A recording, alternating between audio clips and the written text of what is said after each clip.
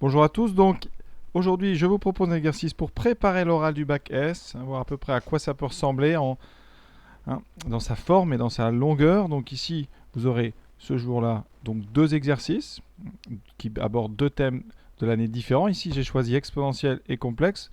J'ai trouvé ça sur internet. Je trouve ça plutôt bien représentatif de ce qui peut arriver. Alors ça c'est pour des S donc obligatoire. Ceux qui font fait spécialité maths, vous aurez un des deux exercices qui sera obligatoirement de la spécialité. Donc, comme exercice 1, je vous propose ici un exponentiel avec des valeurs ABC à trouver. On va aborder les choses vraiment importantes sur les fonctions, c'est-à-dire valeur en un point, dérivée, nombre dérivé, asymptote, vous voyez, intersection avec un axe. Donc tout ça, c'est une grande partie donc des fonctions. L'autre partie étant les intégrales qu'on abordera dans une autre vidéo. Et en deuxième exercice, sur les complexes, à l'oral, en général, on ne va pas forcément très loin, plutôt des formes trigonométriques. Donc ici, je vous propose une équation du second degré, donc ça permet de bien réviser. Voilà, donc on est parti. On va essayer de faire ça vite et bien. Important surtout bien.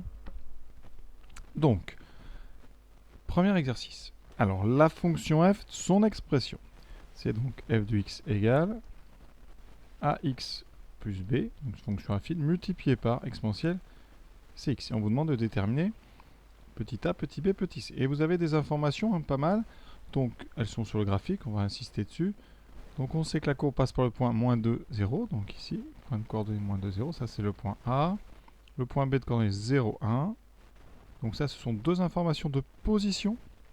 Et ensuite au point C d'abscisse moins 1. Ici, donc là on a une tangente parallèle à l'axe des abscisses. Alors tangente parallèle à l'axe des abscisses, ça veut dire quoi?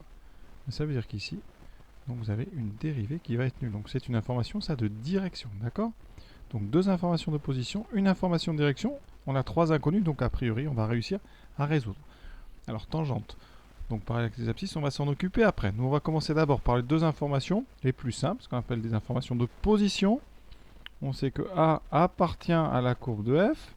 Donc très rapidement, il faut que vous arriviez ce jour-là à l'oral. Donc au tableau, vous expliquez A appartient à la courbe. Donc ça veut dire qu'au point A, eh bien, l'image de 2, de moins 2, voilà, va valoir l'ordonnée du point A. Le point A, il est de coordonnée moins 2, 0. Donc f de moins 2 vaut 0. D'accord? Quand un point appartient à une courbe, ici, ça veut dire que son abscisse, si l'abscisse est x, son ordonnée, ça sera f de x.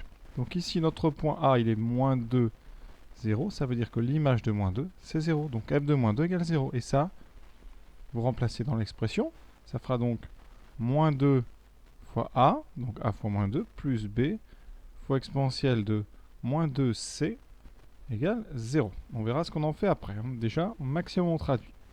On sait aussi que B appartient à la courbe, donc on fait la même chose. Les coordonnées de B c'est 0, 1, donc l'image de 0 c'est 1. Ça veut dire que f de 0 est égal à 1. On remplace donc x par 0, ce qui me donne donc A fois 0, 0. B fois exponentielle de C fois 0. Donc B fois exponentielle de 0 est égal à 0. Alors exponentielle 0, ça donne 1. Donc ici, on va pouvoir commencer à faire notre premier... j'ai mis un 0, pardon. Ça veut dire ici que B exponentielle 0 est égal à 1. Comme exponentielle 0 vaut 1, ça fait B égale à 1. Première chose déjà intéressante, on a trouvé la valeur de B. Donc je vais noter ça dans un coin. Petit b est égal à 1. Donc, dans la deuxième équation qu'on a trouvée, on peut remplacer b par 1. Ça fait donc moins 2a plus 1 fois exponentielle moins 2c égale 0. Et on a, je rappelle, b est égal à 1. Voilà nos deux premières équations. Maintenant, regardons maintenant la première équation. On a un produit qui vaut 0. Donc l'un des deux vaut 0. Lequel peut valoir 0? Donc soit moins 2a plus 1 vaut 0 ou exponentielle moins 2c est égal à 0. Or, je vous rappelle, la courbe de la fonction exponentielle, c'est très important, ça fait partie de vos révisions. Cette courbe, elle est comme ceci. Qu'est-ce qu'il y a de particulier? En 0, elle vaut 1. Ici, elle a une limite. On sait qu'il y a une asymptote horizontale, donc là, ça se rapproche de l'axe des abscisses sans jamais le toucher. Et ici, on a une limite plus infinie. Vous savez que quel que soit grand x, un exponentiel grand x est toujours strictement positif. Donc, par conséquent, exponentielle grand x est toujours différent de 0. Ça veut dire que là, eh bien cette équation ici, elle n'a pas de solution. Ceci est impossible. Donc, c'est bien moins 2a plus 1 qui vaut 0. Et ça va nous donner, vous voyez, la valeur de a. Ça veut dire que 2a, donc moins 2a égale moins 1, donc 2a est égal à 1, donc a égale à 1 demi.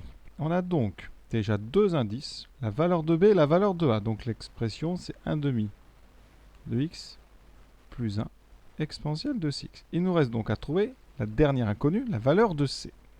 L'info qu'on n'a pas utilisée, c'est la tangente parallèle à l'axe des abscisses. On a dit qu'au point C, donc en moins 1, le nombre dérivé doit être égal à 0 pour avoir une tangente parallèle à l'axe des abscisses, donc horizontale. J'ai donc besoin de calculer f'. Donc là, maintenant, c'est un petit travail de dérivation. On regarde quand on dérive la forme. De quelle forme est notre fonction? C'est un produit ici. C'est le produit donc de la fonction 1 demi de x plus 1 par la fonction exponentielle cx. Donc on a besoin de dériver les deux. Donc u' c'est 1 demi, ça va, c'est une fonction affine. Par contre, la deuxième, c'est une fonction qui est sous la forme exponentielle u. Avec un u ici qui vaut cx. Donc, rappel très important du cours, la dérivée d'exponentielle u, c'est u' e de u. Et ici, on a notre u qui vaut petit c x. Donc, la dérivée, c'est une fonction affine. Ici, c'est c. Au bac, d'ailleurs, cette année, en 2018, vous aviez la dérivée d'exponentielle moins x. Et c'était moins exponentielle moins x, puisqu'ici, c valait moins 1, vous voyez. Donc, il y a un moins qui sort. Donc, on a notre v'. On n'a plus qu'à appliquer la formule que tout le monde connaît. Hein. D'accord? C'est donc, ici, la dérivée de uv, c'est-à-dire uv' plus u'v. D'accord? Donc, on a notre dérivée d'exponentielle, donc cx qui vaut c exponentielle cx. Hein, le c est sorti. Et donc, ici, on aura f'. f' vaut combien? Donc, u', 1 demi d'exponentielle cx plus 1 demi de x plus 1 fois c exponentielle cx. Que fait-on dans ces cas-là? Eh bien, on va factoriser d'abord pour exponentielle cx. C'est un réflexe à avoir quand on dérive des fonctions avec de l'exponentielle. Il me restera ici, je vais commencer par le deuxième terme, donc 1 demi de x fois c. 1 demi donc de cx plus c plus ici 1 demi. Et ça, on a maintenant. On a dit que f' de moins 1 vaut 0, donc je remplace ici x par moins 1. Qu'est-ce que j'obtiens? Exponentielle donc de c fois moins 1, moins c, multiplié par donc 1 demi de c fois moins 1, donc moins 1 demi de c plus c plus 1 demi doit être égal à 0. On continue à simplifier dans les parenthèses. Voilà, ça fait donc 1 demi de moins 1 demi plus 1, donc 1 demi de c plus 1 demi doit être égal à 0. Vous avez ici un produit qui vaut 0. Lequel des deux facteurs va être égal à 0? Eh bien, c'est simple. Pourquoi? Parce que si vous dites soit exponentielle de moins c égale 0 ou 1 demi de c plus 1 demi égale 0, eh bien vous savez que la première équation n'a pas de solution car on sait très bien que quel que soit grand x, un exponentiel grand x est toujours différent de 0. Il est même strictement positif. Donc, c'est la deuxième équation qu'il va falloir résoudre.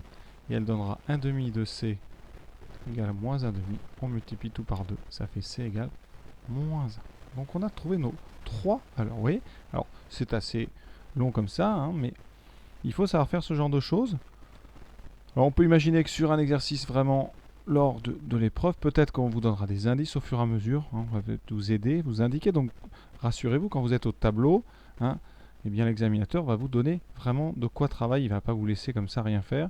Donc, si vous êtes un petit peu bloqué, eh bien, il va vous donner des petits indices et c'est votre capacité de réagir qui fera que vous aurez une note correcte ou pas. Hein. On va vraiment vous aider. Alors maintenant, on va donc faire le bilan de notre fonction. Qu'est-ce qu'on a trouvé? Et maintenant, on vous demande de montrer que l'axe des abscisses est une asymptote. Alors ça, on est donc dans le chapitre des limites. Une asymptote, ici, c'est l'axe des abscisses, c'est donc une asymptote horizontale. Il va donc falloir montrer que la limite de la fonction f en plus l'infini ou en moins l'infini est égale à 0. Alors ici, on va regarder. Donc là, sur votre brouillon, rapidement, vous écrivez et on va regarder vite fait ce que ça donne. Alors, ici, si on regarde en plus l'infini, qu'est-ce qui va se passer?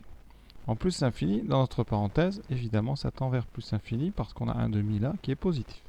Exponentielle moins x. Alors, moins x tend vers moins l'infini. Donc, on prend l'exponentielle en moins l'infini. Et ça, d'après ce que j'ai dit tout à l'heure, vous vous rappelez, ça fait 0. Donc, on a ici une forme indéterminée. Donc, regardons rapidement ce qui se passe en moins l'infini pour la même fonction. On a donc 1 demi de x plus 1.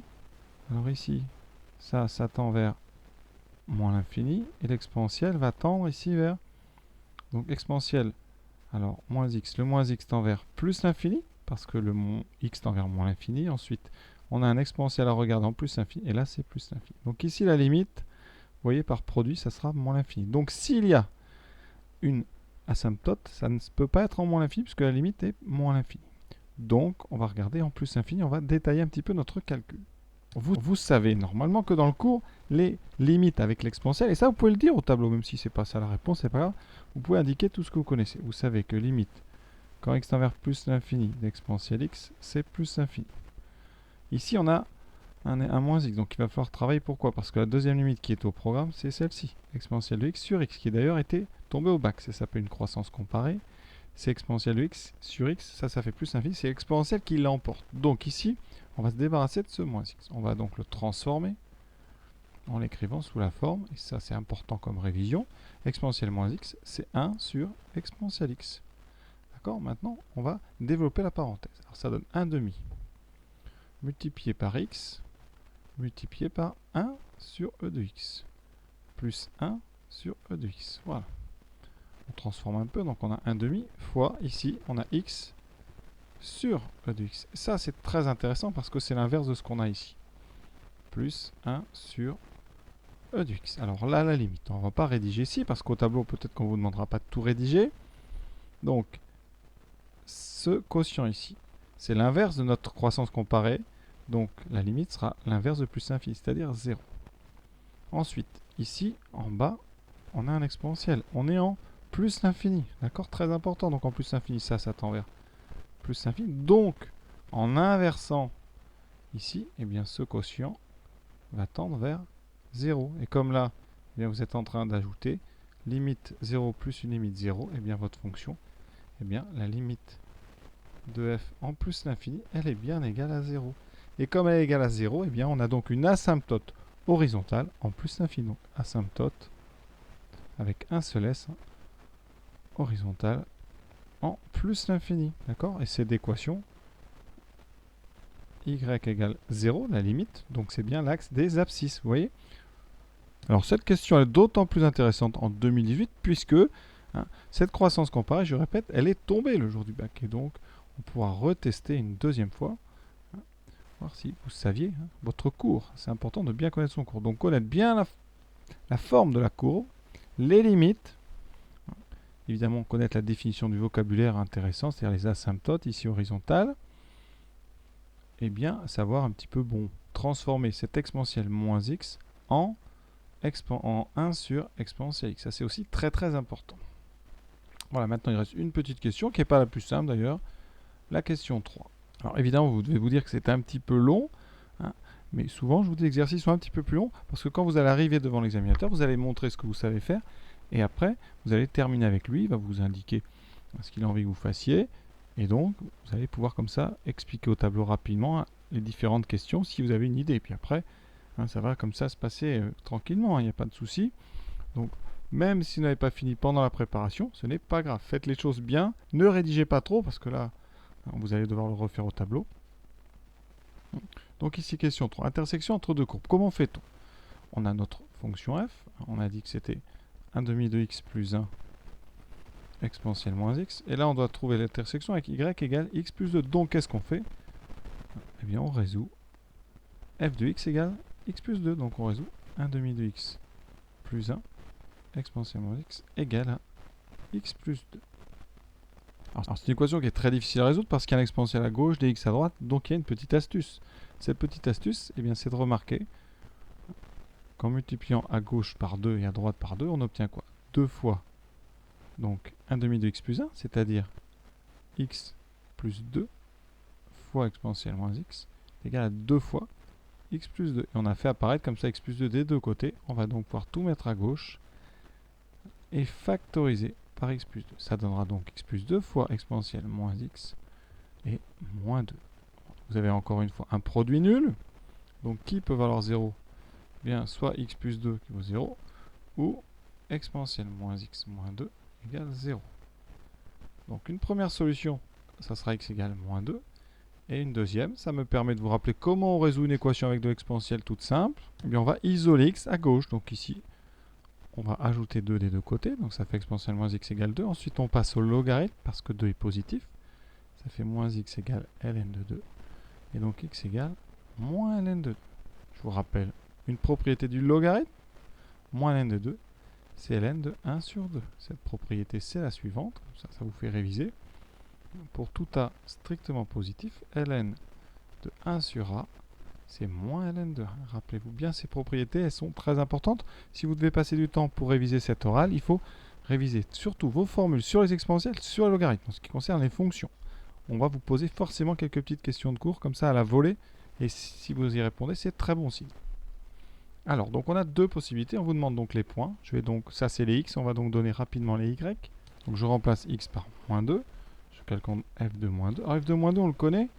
Hein, on l'a déjà sur le dessin, c'est a. D'accord? Donc si vous mettez moins 2, vous aurez 0 ici. Donc le premier point d'intersection, c'est donc le point A. Ensuite, on calcule l'image de ln de 1 demi. Alors ça peut paraître dur. Mais ici, ça fait donc 1 demi de... Alors ln de 1 demi, on va peut-être le remettre sous sa forme moins ln de 2, ça sera plus simple. Plus 1 exponentielle de moins ln de 2. Donc vous voyez ici, on a donc moins 1 demi de ln de 2 plus 1 fois exponentielle de ln de 2, exponentielle de ln de 2. Vous savez bien, quand exponentielle n comme ça se succèdent, ils s'annulent entre eux. Donc ça fait 2. Donc ici, il vous restera 2 fois la parenthèse. Hein. Ceci vaut 2.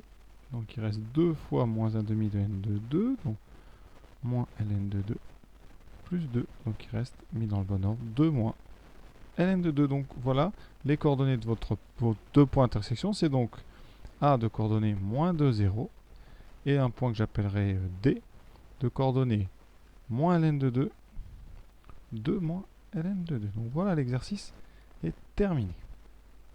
Alors maintenant, cet exercice 2, il part sur les complexes. Alors je vous rassure encore une fois, hein, l'exercice peut être beaucoup plus court, ou l'examinateur peut vous dire de faire ce que vous pouvez. Comme ça vous laisse pas mal de choix. Et n'hésitez pas, si vraiment vous êtes complètement perdu, quand vous êtes en train de préparer donc l'exercice, vous pouvez demander rapidement, si vous ne le dérangez pas, s'il n'est pas en train de parler à l'autre candidat qui passe pendant que vous êtes en train de préparer, vous pouvez demander peut-être au moins un indice. Si vraiment vous sentez que ça ne va pas, n'hésitez pas. Hein. Vous faites ça avec le sourire, ou vous faites ça vraiment discrètement. Et puis peut-être qu'il va venir et vous donner des petits indices pour pouvoir progresser. Ça se trouve, il le fera même sans que vous demandiez. Donc voilà. Il faut vraiment vous dire qu'on est là pour que vous fassiez des choses. Donc on va vous aider.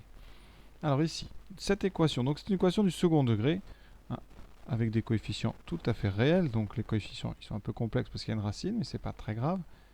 Ici, vous savez que pour résoudre ça, eh bien, on va faire ça avec la méthode du discriminant. Donc A, c'est 1, c'est le coefficient de Z2. B, c'est moins 2 racine de 2. Et C, c'est donc ce plus 4, on va écrire 4. On calcule donc delta B carré, donc vous faites très doucement là pour ne pas faire d'erreur, moins 4A, C. On met bien toutes les parenthèses. Alors quand on met au carré un produit, tout est au carré. Le moins est au carré, donc il n'y est plus. Moins au carré, ça fait plus. 2 fois 2, 4 fois la racine de 2 au carré. Fois 2, ça fera 8. Moins 4 fois 4, 16. Qui fait 8 moins 16, moins 8. Je vous rappelle, vous avez votre machine ce jour-là. Vous aurez le droit de vous en servir. Donc vérifiez vos calculs. Hein, vous avez tout ce qu'il faut, des modes qui font les équations. Donc c'est peut-être le moment de s'en servir. Donc ici, on a un discriminant négatif. Donc deux solutions complexes. Ça c'est le cours. Il faut vraiment savoir complexe conjugué. C'est-à-dire que les deux solutions que vous trouvez sont deux complexes conjugués. Le premier, Z1. Donc moins B, ce qui fait 2 racine de 2, moins. Alors ici la formule. Ça donnera I fois la racine carrée de votre discriminant, mais sans son moins ici. Donc ça fait I fois racine de 8 sur 2A. Donc sur 2. Alors racine de 8, c'est 2 fois racine de 2, donc on a des racines de 2 partout. Donc on a 2 racines de 2, moins I fois 2. Alors ça fera, on va 2I racine de 2 sur 2. On peut simplifier par 2, il vous reste racine de 2 moins I racine de 2. Les solutions étant conjuguées, la deuxième solution complexe, c'est donc le Z1 bar. Je rappelle la barre, c'est pour dire le conjugué. Donc c'est la même, avec un plus ici au lieu d'un moins. Donc racine de 2 plus I racine de 2. Est-ce qu'on a répondu à la question? Non. Pourquoi? Parce qu'on vous demande les solutions sous forme exponentielle. Donc il va falloir, je rappelle, trouver le module et l'argument. Le module, donc, on va commencer par Z1. Module de Z1. C'est donc le module de racine de 2 moins I racine de 2. Et vous savez, formule du cours, ça permet de réviser. Le module de A plus IB, c'est la racine carrée de A2 plus B2. On ne s'occupe pas du tout du I. Donc ici, j'aurai racine carrée de racine de 2 au carré plus moins racine de 2 au carré. Alors le moins au carré, vous doutez bien qu'il va disparaître. Donc il va vous rester quoi? Racine de 2 plus 2, racine de 4, donc ça fait 2. Une fois qu'on a ce module, vous devez comprendre qu'on va factoriser donc Z1 par 2. Donc ça veut dire que Z1, ici on le factorise par 2, ça me donnera racine de 2 sur 2 moins I racine de 2 sur 2. Et maintenant, eh bien, on va chercher un angle ou un réel θ tel que son cosinus vaut racine de 2 sur 2, c'est-à-dire la partie ici réelle. Et ensuite, son sinus sera la partie imaginaire. Alors attention, dans la partie imaginaire, on ne met pas le i, par contre, il faut garder le moins, donc moins racine de 2 sur 2. Et on cherche dans la famille trigonométrique qui a un cosinus racine de 2 sur 2 et bien trouver sa position. Alors, on a un cosinus positif, un sinus négatif. Donc cosinus, ça veut dire qu'il est à droite. Un sinus négatif, il est en bas. Donc il est par ici, dans une famille des racines de 2 sur 2, c'est-à-dire la famille, alors vous pouvez prendre votre machine si vous voulez, c'est la famille pi sur 4. Mais on est en bas, donc en bas c'est moins pi sur 4. D'accord? Donc, conclusion, eh bien on peut écrire que Z1, c'est donc 2 fois E moins I pi sur 4. On a fait la moitié du travail. Si vous en êtes là, de toute façon, c'est bon. Maintenant, Z2. Eh bien, Z2, je viens de l'écrire tout à l'heure, c'est conjugué de Z1. Donc, c'est le conjugué de 2 moins I pi sur 4. Et le conjugué d'un EIθ, c'est un E moins Iθ. Donc là, ça fera 2E I pi sur 4. Pourquoi? Parce que si vous refaites tout le calcul qu'on vient de faire, la seule chose qui va changer, c'est le signe du sinus. Donc vous chercherez quoi? Un angle qui est dans la même famille, mais qui cette fois-ci se trouve donc avec un cosinus et un sinus positif, donc se trouve sur l'arc de cercle supérieur droit. C'est pour ça qu'on est sur le pi sur 4, d'accord? Et on a donc nos deux formes exponentielles. Et on a donc terminé cet exercice.